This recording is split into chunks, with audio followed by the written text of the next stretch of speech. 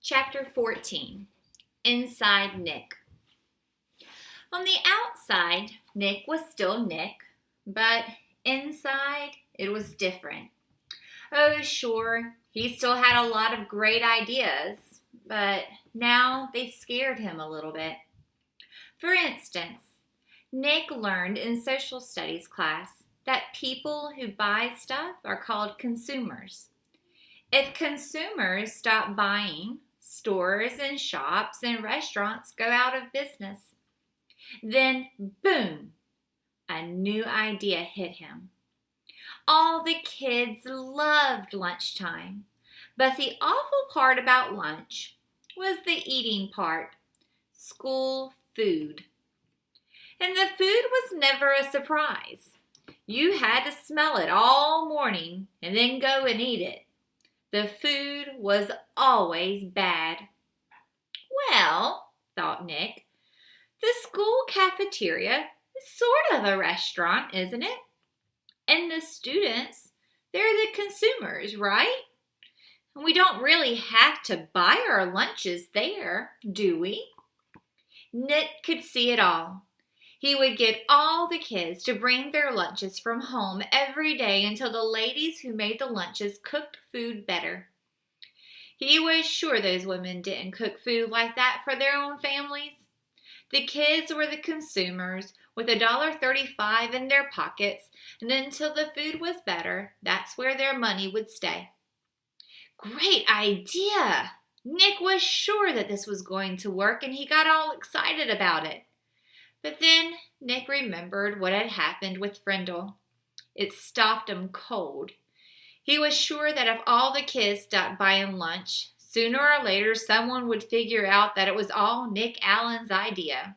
He would get in trouble. People would write about it in the newspaper. The principal would call his parents. Anything could happen. So, for the first time in his life, Nick kept a good idea to himself. He never even told John or Chris. And that changed Nick. His mom was the first one to notice. "Are things okay at school, honey?" she asked one day in early March. He had seemed kind of down and a little sad, and it worried her. "Sure," said Nick. "Everything's fine." "Is everything okay with your friends? They haven't been hanging around here very much." "Mom, honest, everything's fine. It's winter. Everyone's really busy with hockey and basketball, that's all." And Nick went to his room and shut the door. Mrs. Granger noticed the change too. The clever little rascal who had looked at her in the eye and said, "But I really don't have a Frindle with me." That boy, he wasn't in her class anymore. Now a quieter, more careful Nicholas Allen came into class every day. He did all of his work perfectly, didn't speak unless she called on him, didn't laugh and joke with his friends like he used to do. School would be over in a few months, and it seemed like there was nothing she could do to help him. Towards the end of the year, Nick remembered the letter that Mrs. Granger had asked him to sign on the back when the Frindle business was just getting started. The chess game was over, so he was expecting to get the letter from Mrs. Granger any day now. But all spring it didn't come. So he thought she must have forgotten about it. Nick was afraid to bring it up again, but he was dying with curiosity.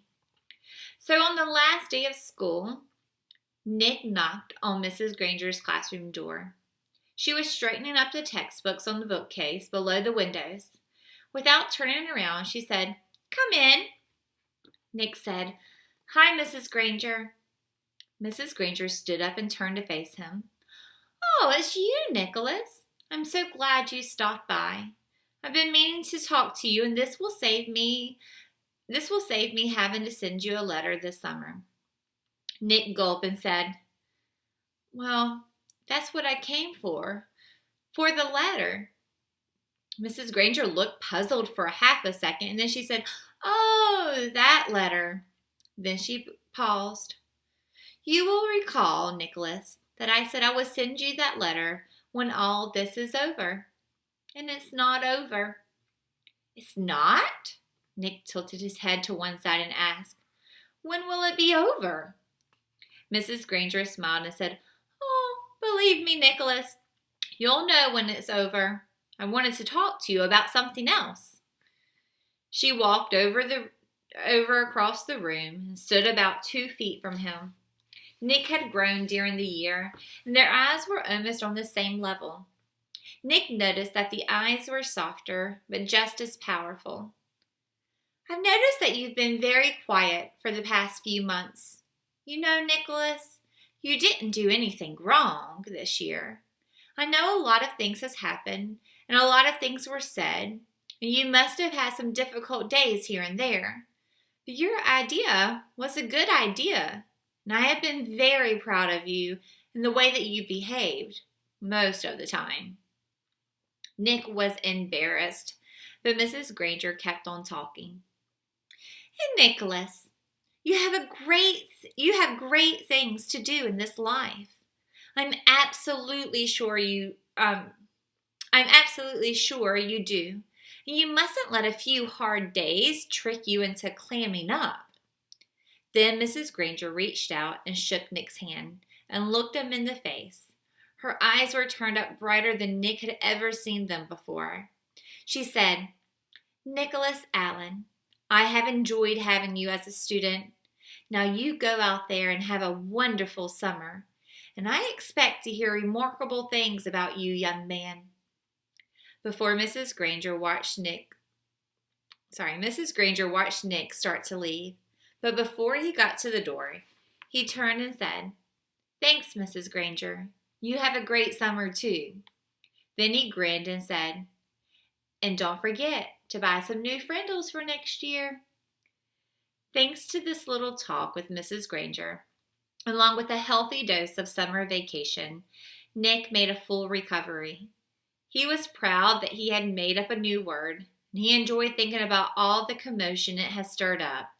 That one little word had made 5th grade a year to remember. Before he started 6th grade, Nick was Nick again, and all through junior high and high school and college, he proved it. For example, 2 years later, all the school cafeterias in town were serving delicious food at least 4 days a week, all because of Nick the consumer. And the state superintendent for the schools had made a special trip to Westfield to learn why this little town had the most successful school lunch program in the state.